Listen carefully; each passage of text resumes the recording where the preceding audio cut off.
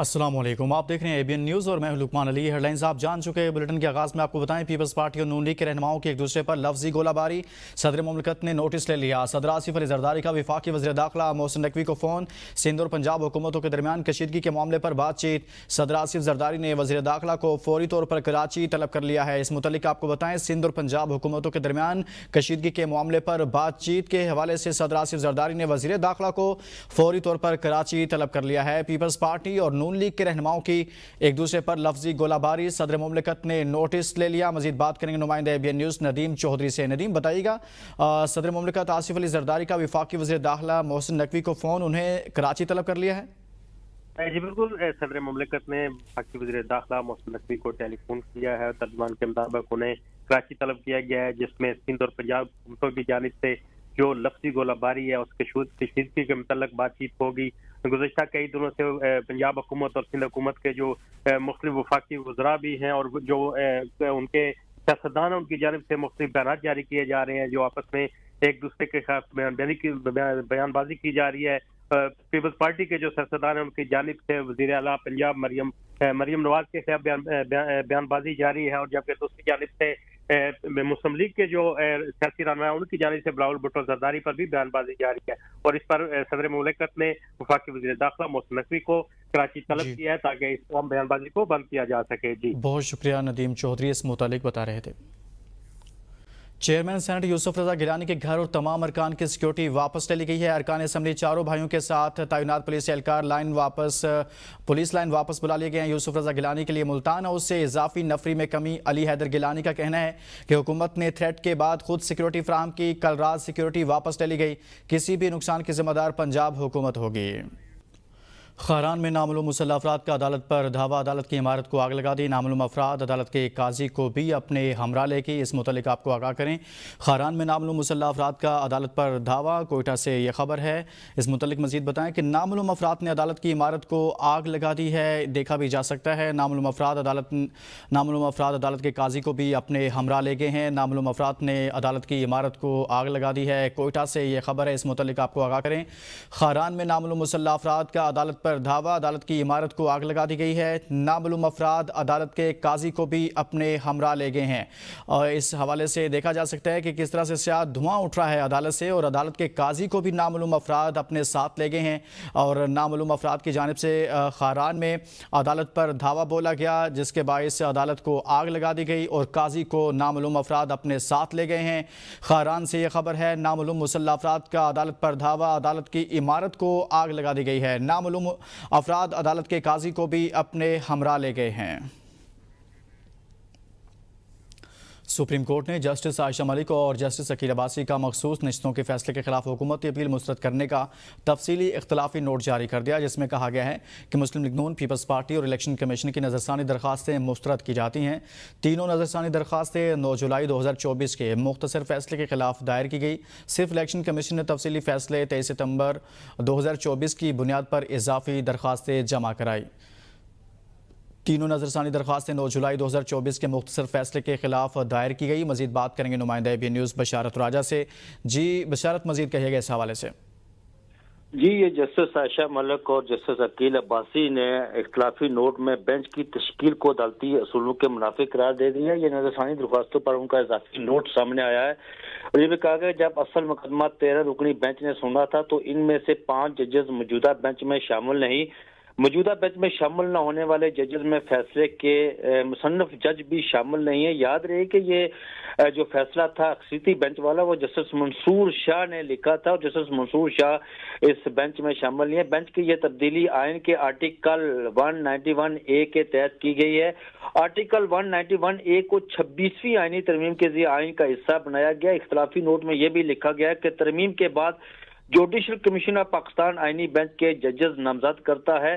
Judicial commission में senate और कौमी असम्बली के अरकान भी शामिल किए गए। आईनी तरमीम के नतीजे में जुडिशल कमीशन में अक्सरियत हुकूमत और सियासी जमातों की हो गई है। ये इख्तलाफी नोट में लिखा गया है मौजूदा बेंच की तश्कील बाजार मुस्लिम लीग नून और पीपल्स पार्टी की अक्सरियत की बुनियाद पर की गई है। ایسی تشکیل عدلیہ کی آزادی کے اصولوں کے خلاف ہے۔ عدالتی بینچز کا قیام آئینی تقاضوں اور شفافیت کے اصولوں کے مطابق ہونا چاہیے۔ اگر بینچ کی تشکیل پر شفافیت پر سوال اٹھے تو پورا عدالتی عمل مشکوک ہو جاتا ہے۔ جی بہت شکریہ بشارت راجہ اس متعلق بتا رہے تھے۔ امریکہ کی میری برکاؤ فریڈرزم ڈیل اور جاپان کے شیمون ساکاگوچی کو طب کے شعبے میں نوبل انعام دینے کا اعلان کر دیا گیا۔ تینوں سائنسدانوں نے انسان کی قوت مدافعت کے بارے میں ریسرچ کی۔ ریسرچ کے مطابق ہمارے جسم کا طاقتور مدافعتی نظام لازمی طور پر قابو میں ہونا چاہیے، ورنہ یہ ہمارے اپنے اعضاء پر حملہ کر سکتا ہے۔ ریسرچ میں مدافعتی نظام کے سیکیورٹی گارڈز یعنی ریگولیٹری ٹی سیلز کی شناخت کی، جو اس بات کو یقینی بناتے ہیں کہ ہمارا مدافعتی نظام اپنے ہی جسم پر حملہ نہ کرے۔ چیئرمین نوبل کمیٹی کے مطابق ان کی دریافتیں ہمارے لیے یہ سمجھنے میں فیصلہ کن ثابت ہوئی کہ مدافعتی نظام کیسے کام کرتا ہے اور ہم سب میں سنگین آٹو امیون بیماریاں کیوں نہیں پیدا ہوتی ہیں۔ پاکستان ملیشیا کو 20 کروڑ ڈالر کا گوشت فراہم کرے گا۔ ملیشین وزیر اعظم کے تجربے سے استفادے کے لیے مشترکہ منصوبہ کے خواہاں ہیں۔ وزیر اعظم شہباز شریف کا کہنا ہے کہ زیادہ تر امور پر ہمارے خیالات مشترکہ ہیں۔ بڑی تعداد میں پاکستانی طلباء ملیشیا میں زیر تعلیم ہیں۔ حلال گوشت کی تجارت کو وقت کے ساتھ مزید بڑھائیں گے۔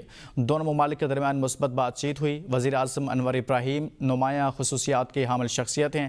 ملیشیا کو ترقی یافتہ ملک بنانے میں ان کا نمایاں کردار ہے۔ وزیر اعظم نے انور ابراہیم کی کتاب اسکرپٹ کی تعریف کرتے ہوئے کہا کہ یہ کتاب اسلام آباد اور کوالالمپور کے درمیان پل کا کردار ادا کرے گی۔ وزیر اعلیٰ مریم نواز کی زیر صدارت پنجاب کابینہ کا 29واں اجلاس ہوا۔ 171 ایجنڈا نکات کا ریکارڈ۔ پنجاب میں تاریخ کا سب سے بڑا سیلاب، سب سے بڑا ریسکیو ریلیف انخلا آپریشن، سب سے بڑا امدادی پروگرام۔ سیلاب متاثرین کو 17 اکتوبر سے امدادی رقم کے چیک کی تقسیم شروع کرنے کی منظوری۔ صوبائی کابینہ نے سیلاب متاثرین کے لیے حتمی امدادی پیکج کی بھی منظوری دے دی۔ جہاں باغ فرد کے لوائقین کو 10 لاکھ، مستقل معذوری پر 5 لاکھ اور معمولی معذوری پر 3 لاکھ، پکا گھر مکمل کرنے پر 10 لاکھ، جزوی طور پر گرنے پر 3، کچا گھر مکمل کرنے پر 5 لاکھ اور جزوی طور پر گرنے پر 1.5 لاکھ تک امداد، بڑے مویشی پر 5 لاکھ تک اور چھوٹے جانوروں کے مرنے پر 50,000 روپے۔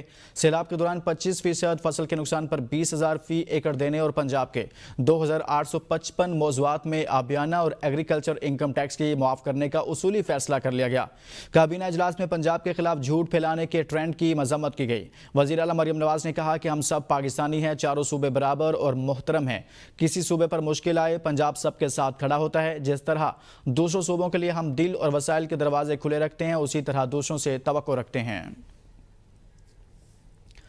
کراچی کی بلوچ کالونی پولیس کا شہید ملت روڈ پر ڈاکوؤں سے مقابلے کی CCTV ABN نیوز نے حاصل کر لی۔ فوٹیج میں دیکھا جا سکتا ہے کہ پولیس اہلکار موٹر سائیکل پر سوار ملزمان کو روکنے کی کوشش کرتے ہیں۔ ملزمان رکنے کی بجائے پولیس پر فائرنگ کر دیتے ہیں۔ دو طرفہ فائرنگ کے تبادلے میں ایک ملزم ہلاک جبکہ 2 ساتھی زخمی حالت میں گرفتار کر لیے گئے۔ گرفتار ملزمان کے قبضہ سے اسلحہ، زیر استعمال موٹر سائیکل اور نقدی رقم برآمد ہوئی۔ ہلاک ملزم کی لاش اور زخمیوں کو بھی طبی امداد کے لیے اسپتال منتقل کیا گیا۔ وزیر اطلاعات پنجاب ہضمہ بخاری نے شجیل میمن کا مناظرے کا چیلنج قبول کرتے ہوئے کہا ہے، آپ 17 سال کے منصوبے بتائیں، میں مریم نواز کے پروجیکٹس بتاؤں گی۔ آئیے آپ کو ملتان، بہاولپور، لودھرا دکھاؤں، آپ مجھے کشمور، گھڑی، خدا بخش لے چلیں۔ سندھ حکومت پر مریم نواز کی کارکردگی کا بہت دباؤ ہے۔ نہروں کی طرح اب بھی پلانٹڈ مہم چلائی جا رہی ہے۔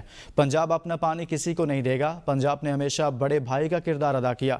شجیل میمن نے 3 اور ندیم افضل چاند نے 5 پریس کانفرنسز میں صرف جھوٹے الزام لگائے۔ مرتضیٰ وہاب کا شکریہ کہ انہوں نے بہنوں کا خیال کیا۔ کاش مرتضیٰ وہاب کبھی کراچی والوں کا بھی ایسے ہی خیال کریں۔ ہضمہ بخاری نے مزید کہا، پنجاب حکومت کام کرتی ہے تو بہت سے لوگوں کو تکلیف ہوتی ہے، جو مشکل وقت میں کچھ نہیں کر سکتے، وہ صرف باتیں کرتے ہیں۔ پنجاب میں سولر بکتے ہیں نہ گھر۔ پیپلز پارٹی کے رہنما علی قاسم گیلانی نے کہا ہے کہ مریم نواز نے پیپلز پارٹی کے خلاف سخت بیان بازی کی۔ کہا گیا پیپلز پارٹی اصلاح پر سیاست کر رہی ہے۔ ہضمہ بخاری نے پیپلز پارٹی کی پریس کانفرنسز گنوائی۔ پیپلز پارٹی قیادت کا نام لے کر پوچھا کہ سیلاب متاثرین کے لیے کیا کیا۔ بلاول بھٹو نے پنجاب میں سیلاب متاثرین میں ٹینٹ اور راشن تقسیم کیے۔ مریم نواز کی کارکردگی کی تعریف کی۔ ہمیں نفرت اور تقسیم کی سیاست نہیں سکھائی گئی، لیکن کوئی ہمارے لیڈر کے خلاف بیان دے گا تو جواب دینے کا حق رکھتے ہیں۔ آصفہ بھٹو پر پنجاب کے خلاف میڈیا سیل چلانے کا بیہودہ الزام لگایا گیا۔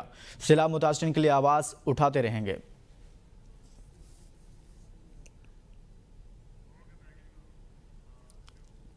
اسلام آباد اور راولپنڈی سمیت ملک کے مختلف علاقوں میں بارش کا سلسلہ جاری ہے. بارش کے باعث گرمی کا زور ٹوٹ گیا ہے. ملک کے مختلف علاقوں میں بارش کا سلسلہ جاری ہے. اسلام آباد اور راولپنڈی میں تیز ہواؤں کے ساتھ کہیں ہلکی بارش ہوئی تو کہیں بادل جم کر برسے. ملکہ کوثر، مری، نتھیا گلی، ایوبیا، ٹھنڈیانی، ایبٹ آباد میں موسلادھار بارش کے باعث سردی کی شدت میں اضافہ ہو گیا. جھنگ، کنگن پور، میاوالی، رینالہ خورد اور بنکیرہ میں گرج چمک کے ساتھ بارش ہوئی. لدھرا میں موسلادھار بارش سے شہر کی مختلف سڑکیں زیر آب آ گئیں. پاک پتن، تاندیا بالا اور کمالیہ میں گرج چمک کے ساتھ بادل جم کر برسے. چیچا پتی میں شہری اور دیہی علاقوں میں بارش اور ژالہ باری ہوئی. ٹوبہ ٹیک سنگھ، چنیوٹ، خانے بال اور کبیر بالا میں بھی تیز ہواؤں اور گرج چمک کے ساتھ بارش ہوئی. 410 سوات، مانسہرہ اور ملحقہ علاقوں میں رات گئے وقفے سے بارش کا سلسلہ جاری رہا. سندھ، تھرپارکر اور اوباڑوں میں بھی بادل برسے. محکمہ موسمیات نے مزید 2 دن بارش اور پہاڑی علاقوں میں لینڈ سلائیڈنگ کے خدشے کی پیشگوئی کی ہے.